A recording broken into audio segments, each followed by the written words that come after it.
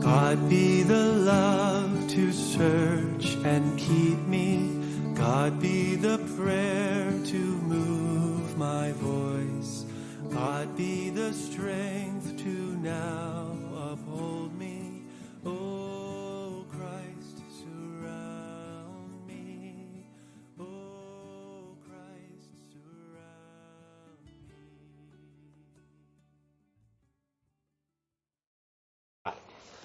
Haciendo esta lectura vamos a ir a la pregunta del catecismo. Es la pregunta 81, sabemos que estamos en esta sección examinando el Sermón del Monte. Entonces, la pregunta 81, dentro de toda esta sección que habla de la ley de Cristo, y hemos visto que el Sermón del Monte es uno de los discursos del Señor Jesús donde más se muestra la forma práctica de lo que es la nueva ley, esa ley que nos da el Señor Jesucristo, esa ley que se centra en el amor a Dios sobre todas las cosas, con todo nuestro ser, y el amor al prójimo como a nosotros mismos, ¿no? Y el Señor está aquí llevándonos al corazón de la ley de la ley de la libertad, de la ley del amor, de la ley de Cristo. Entonces, la pregunta es, ¿qué enseñanzas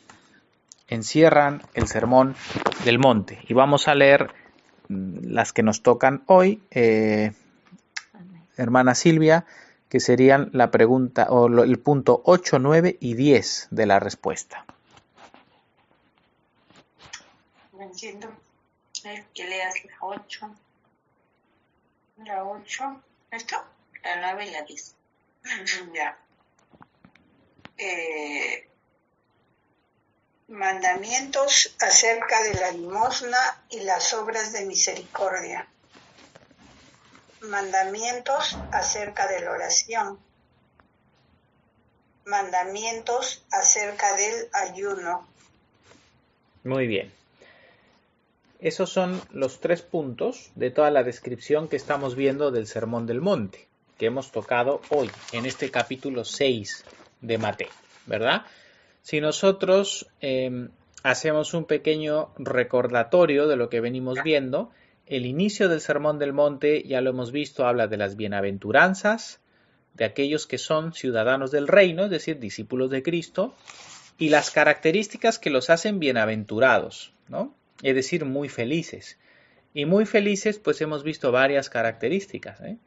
Aquellos que son misericordiosos, como el Señor es misericordioso, aquellos que padecen persecución por causa del Señor, aquellos que tienen corazón limpio, aquellos que son pobres también en espíritu, ¿verdad? El Señor está planteando, ya estamos viendo aquí, que su reino es un reino invertido, ¿no? De acuerdo a los reinos de este mundo, es decir, los grandes son los que son pequeños realmente en este mundo, ¿no? Son aquellos que con sencillez, con humildad, le sirven y están dispuestos a padecer por su nombre y son misericordiosos y muestran la justicia del reino. Por eso hemos visto que el Señor no vino a abrogar la ley, Él ha dicho, sino a cumplirla, a llevarla a su plenitud.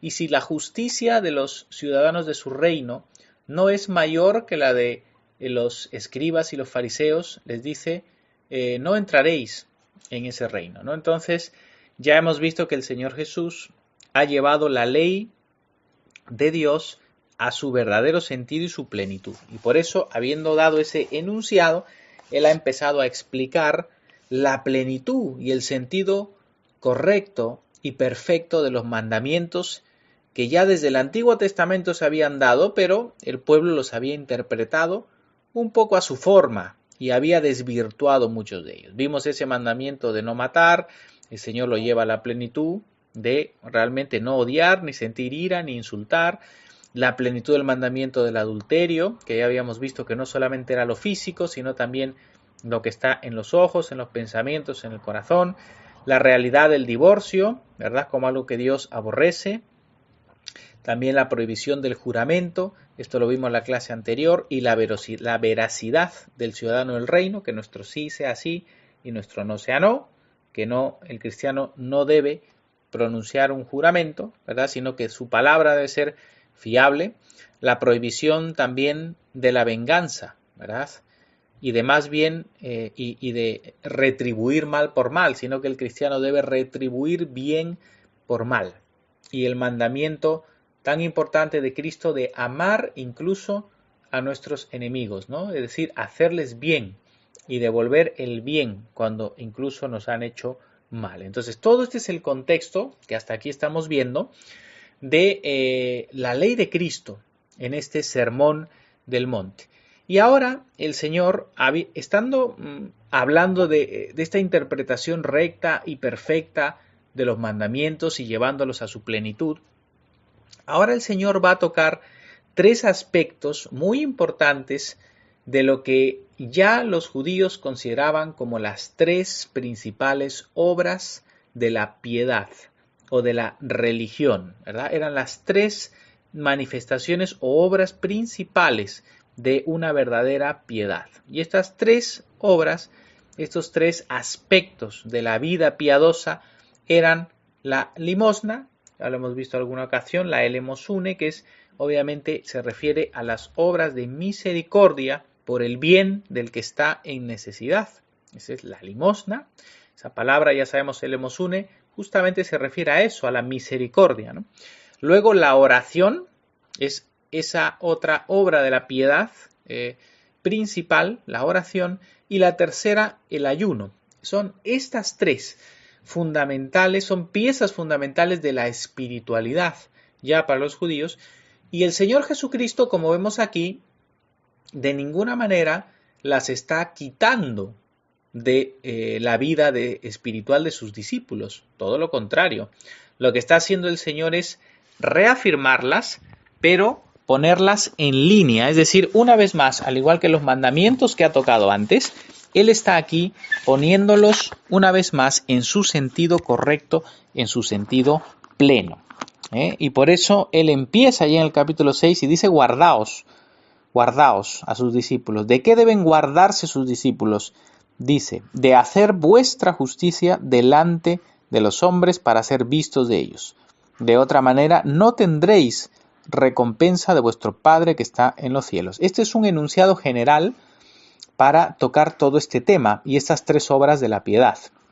Fijaos que el Señor, para referirse a estas tres cosas, el Señor las trata como vuestra justicia, ¿verdad? Y eso tiene relación con lo que hemos dicho antes, cómo empezó hacia atrás, ¿no? En el capítulo 5, versículo 20, Él empezó diciendo: porque os digo que si vuestra justicia no fuese mayor que la de los escribas y fariseos, no entraréis en el reino de los cielos. Es decir, Él ya marcó allí el enunciado de que Él estaba hablando de la justicia, es decir, de la práctica de la vida que deben tener sus discípulos, y debe ser superior a los escribas y fariseos que lo hacían todo de una forma exterior. Pero ahora Cristo nos da el Espíritu, y estas prácticas que proceden del Espíritu, movidas por la gracia de Dios, se deben hacer como el Señor nos lo dice. Y vamos a ver aquí que el punto clave, la diferencia clave de hacer nuestra justicia, es decir, de manifestar la justicia de Cristo en nosotros, en nuestras propias vidas, esa es la justicia. Es decir, cuando el Señor Jesús dice: guardaos de hacer vuestra justicia, no se está refiriendo simplemente a la justicia propia sin la gracia de Dios. No, porque en Cristo es la gracia de Dios la que nos capacita, y es Cristo en nosotros, Cristo mismo, su justicia en nosotros, la que nos hace actuar en su justicia. Y nuestra justicia se une a su justicia, o es movida por su justicia. Entonces ya no es nosotros en nosotros, sino es Cristo en nosotros el que hace estas cosas. Pero Él nos advierte y dice: guardaos de que vuestra justicia, que repito, es la justicia de Cristo en nosotros, dice: guardaos de hacer vuestra justicia delante de los hombres. Es decir, la advertencia es contra la hipocresía. Y ese era el gran problema también de los fariseos: hacer las cosas y manifestar su justicia para ser vistos de los demás. Y aquí el Señor dice: de otra manera no tendréis recompensa de vuestro Padre. Y ahora empieza a describir estas 3 obras de la piedad. Primero la limosna. Cuando des pues limosna, no hagáis tocar trompeta delante de ti, como lo hacen los hipócritas en las sinagogas y en las calles, para ser alabados por los hombres. De cierto os digo que ya tienen su recompensa. Es decir, aquel que, como él bien dice, va como los hipócritas tocando trompeta y anunciando para que todo el mundo se dé cuenta que estamos haciendo obras de misericordia, ¿no?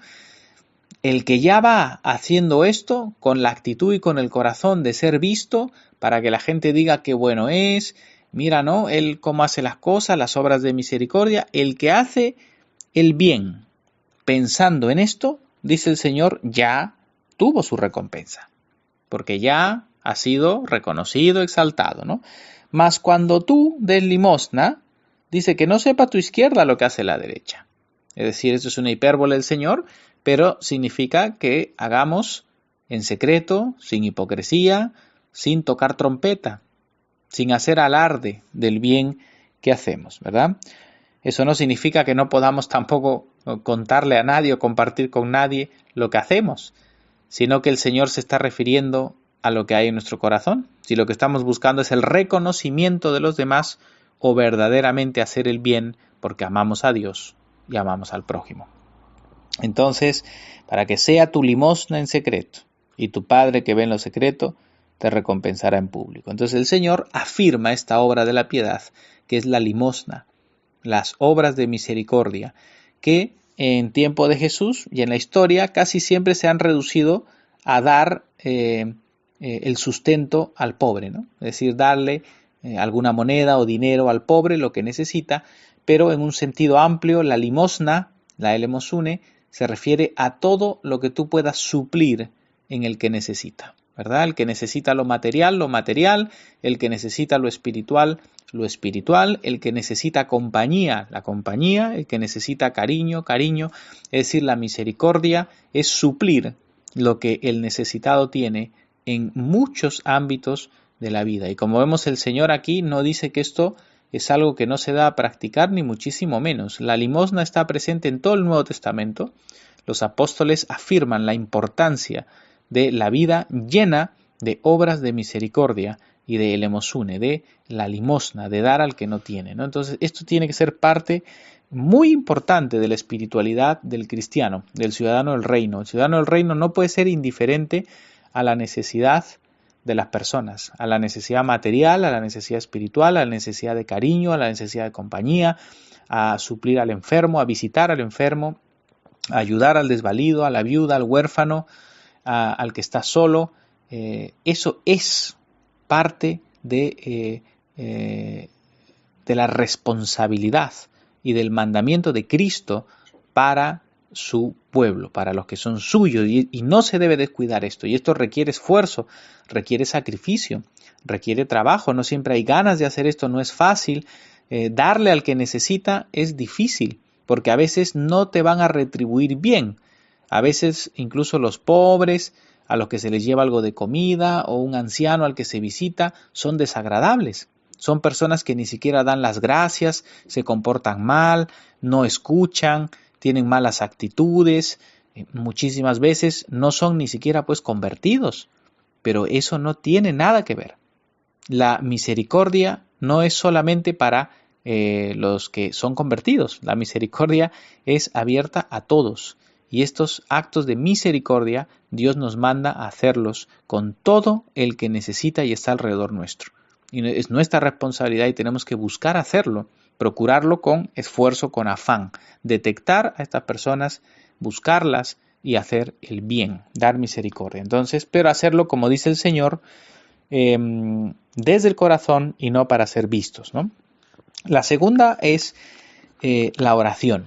La oración es esta segunda obra de la piedad, ¿verdad? Tan importante. Cuando ores, dice el Señor, no seas como los hipócritas, otra vez apunta a la hipocresía, es de lo que hay que cuidarse, porque ellos aman el orar de pie en las sinagogas y en las esquinas de las calles para ser vistos de los hombres. De cierto os digo que ya tienen su recompensa. La advertencia del Señor otra vez es a esa actitud hipócrita, farisea, de las apariencias, ¿no? De querer mostrar una gran espiritualidad, pues haciendo oraciones, grandes y todo esto en público para que la gente vea cómo uno ora o que la gente vea que uno es muy espiritual, ¿no? No, el Señor dice más, cuando ores, entra en tu aposento, o sea, entra en tu lugar íntimo y cerrada la puerta, ora a tu Padre que está en secreto y tu Padre que ve en lo secreto te recompensará en público. Entonces, aquí el Señor no es que esté prohibiendo la oración comunitaria, la oración pública, otra vez, no está prohibiendo que oremos en la liturgia,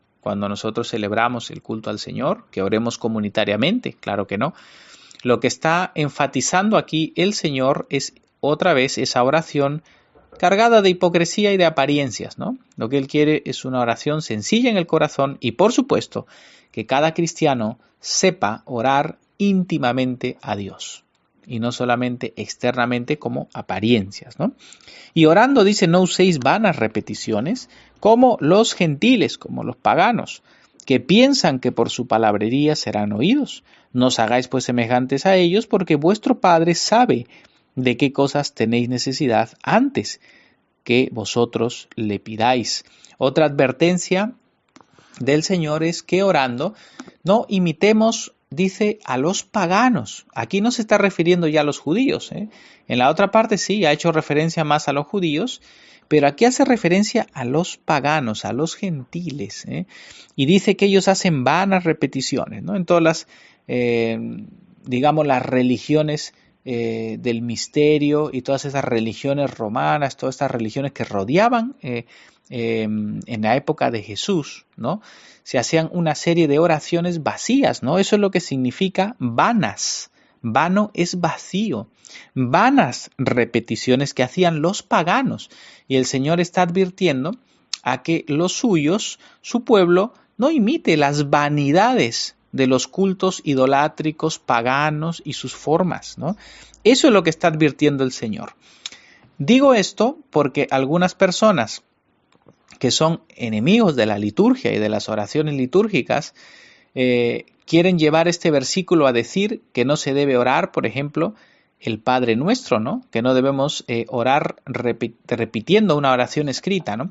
Eso es algo absurdo. Porque justo versículos más abajo el Señor Él dice, oraréis así, y da el Padre Nuestro, ¿no? Y aquí está hablando, repito, de las oraciones que hacían los paganos en sus cultos, no los judíos, que sí tenían oraciones litúrgicas dentro de su adoración a Dios. Entonces, esto no tiene nada en absoluto que ver con eso. El Señor nos llama a no usar repeticiones vacías, pero el Padre Nuestro y muchas otras oraciones de la liturgia de ninguna manera son vacías, son en algún caso directamente la palabra de Dios, como muchos salmos y muchas oraciones de la Escritura, y también la liturgia recoge muchas oraciones que están muy llenas de teología bíblica, de significado profundo, de confesión de la fe genuina. Entonces, nada de vacío, ¿no? Al contrario, están muy llenas de lo que es de Dios y la enseñanza bíblica. Entonces, el Señor dice, no hacerse semejantes a ellos, porque estos paganos estaban hablando palabrerías, pero Él dice, no seáis como ellos, porque Dios sabe, vuestro Padre sabe de qué tenéis necesidad antes de que le pidáis. No hace falta que hagáis tremendos despliegues de oratoria, ¿no? Sino con sencillez. ¿Bien? Y ahí es cuando el Señor dice, vosotros pues oraréis así, y nos entrega el Padre Nuestro. El Señor entrega el Padre Nuestro a la iglesia y esto es un mandato del Señor. Él dice, vosotros pues oraréis así. El Señor no dice aquí, vosotros oraréis algo así o algo parecido a esto o os entrego un modelo. No, el Señor está entregando esta oración para que oremos así. Y de esa manera lo ha interpretado la Iglesia desde el principio y el Padre Nuestro ha sido la oración de la Iglesia desde el principio. Por supuesto, la podemos usar también como un modelo, pero esta oración no es solamente un modelo. Es la oración que Cristo nos entrega, la oración perfecta, para que nosotros oremos esta oración y, por supuesto, a través de ella aprendamos también a orar con el Señor y hablar con el Señor. Pero esta oración que ahora no la voy a describir porque más adelante en el catecismo vamos a tocar la oración y vamos a describir cada parte de esta oración, pero ahora solamente menciono que esta oración nos es dada para utilizarla, ¿verdad? Y ya la Iglesia en su liturgia desde muy antiguo prescribía incluso orar el Padre Nuestro en los momentos de oración del día, en las horas de oración del día, por lo menos en 3 momentos distintos, utilizar el Padre Nuestro, y esta oración debe estar en nuestra vida cada día. Cada día debemos orar el Padre Nuestro, y como lo oramos nosotros en nuestras liturgias también de oración comunitaria, ¿eh? Así que es algo que el Señor nos ha entregado. Y lo que sí enfatizamos aquí es que al final de darnos el Padre Nuestro, el Señor enfatiza la parte del perdón de los pecados, ¿no? Porque al final la oración del Padre Nuestro, y eso es muy interesante siempre, es la única oración, creo, en la que realmente le decimos al Señor, perdónanos nuestros pecados como nosotros también perdonamos, ¿no? Esto normalmente no sale naturalmente de nuestra boca, pero el Padre Nuestro nos lleva a decirlo siempre. Y el Señor da la advertencia, porque si perdonáis a los hombres sus ofensas, os perdonará también a vosotros vuestro Padre. Pero si no perdonáis a los hombres sus ofensas, tampoco vuestro Padre os perdonará. Entonces el Señor nos pone la advertencia de que el Señor, que es misericordioso y nos perdona, también demanda que nosotros tengamos ese mismo corazón de misericordia y perdonar. Como Él nos perdona y como le demandamos el perdón, le pedimos el perdón, nosotros debemos estar dispuestos a perdonar. Y así se empieza perdonando en la misma oración a los que nos han ofendido.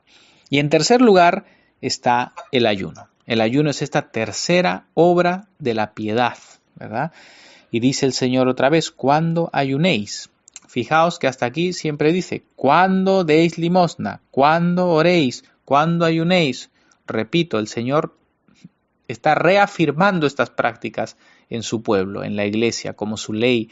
La iglesia, los discípulos de Cristo tienen que dar limosna, tienen que orar, tienen que ayunar, pero tienen que hacerlo correctamente. Y dice, cuando ayunéis, no seáis austeros como los hipócritas. Otra vez el Señor nos advierte de la hipocresía, porque a ellos, dice, demudan sus rostros para mostrar a los hombres que ayunan.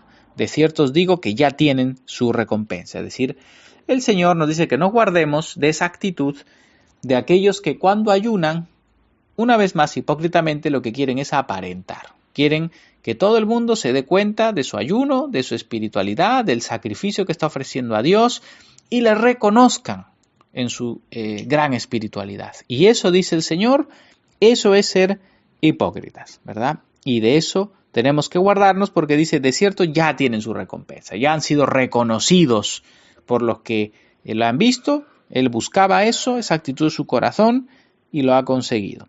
Pero tú, dice, refiriéndose al discípulo fiel, cuando ayunes, unge tu cabeza y lava tu rostro, para no mostrar a los hombres que ayunas, sino a tu Padre que está en secreto. Y tu Padre que ve en lo secreto te recompensará en público. Es decir, el ayuno, una vez más, es una práctica de la vida espiritual y es una práctica importante porque el ayuno tiene varios aspectos, ya lo hemos visto en otras ocasiones. El ayuno es un sacrificio de alabanza para Dios, es el renunciar y morir a nosotros mismos por una búsqueda más profunda de Dios, en la cual nos sacrificamos y renunciamos a el alimento físico, ¿verdad? Lo cual es para nuestro cuerpo aflicción, pero lo hacemos para llenarnos más de Dios en una búsqueda más profunda y del alimento de su palabra, de la oración, de la intercesión. Ese es un sentido del ayuno. Otro sentido también del ayuno es una mortificación de la carne, ¿no? Es cuando es una herramienta en las manos de Dios para ejercitarnos en el dominio propio, para ejercitar nuestra voluntad en nuestras batallas espirituales, ¿no? Es parte de ese crecer en el dominio propio, en poner nuestro cuerpo en esclavitud o en sujeción, como dice Pablo, ¿no? Es someter nuestro cuerpo para entrenarnos, ¿no? Como un atleta, ¿no? En ese sentido espiritual. Y también el ayuno es una ocasión de misericordia, porque lo que tú no comes, lo que tú no has comido, lo das también como obra de misericordia, ¿no? Y dedicas ese tiempo dedicas ese alimento y todo eso para bendecir a otras personas. Entonces, el ayuno es una práctica realmente muy saludable y necesaria en nuestra vida espiritual, ¿no? Y la vida de la iglesia, como ya sabemos, en el ritmo de la semana y en el ritmo de toda la liturgia del año litúrgico, hay momentos en los que la iglesia, como madre sabia, nos manda y nos prescribe tiempos importantes de ayuno, de oración y también siempre de misericordia. Entonces, hermanos, estos tres elementos que el Señor nos manda, la limosna, la oración y el ayuno, por favor, que no se nos olvide que son parte de la ley de Cristo y son prácticas que son necesarias en nuestra vida espiritual y que tienen de parte de Dios, como bien ha dicho al final, recompensa, ¿no? Amén. Dios que ve en lo secreto recompensará en público estas cosas cuando lo hacemos con un corazón recto delante de Dios. Entonces son estas obras de justicia, de la piedad, que proceden, como digo, de la gracia de Dios en nosotros, de su Espíritu Santo, de Cristo en nosotros, y que debemos practicar nosotros con ánimo y con buena voluntad, y debemos hacerlo sabiamente como Jesús nos ha enseñado a hacerlo. Así que, hermanos, eso es lo que vamos a ver hoy en esta parte del catecismo tocando la ley de Cristo. Que el Señor bendiga este tema en el nombre del Padre y del Hijo y del Espíritu Santo. Amén. God be the love to search and keep me. God be the prayer to move my voice. God be the strength to now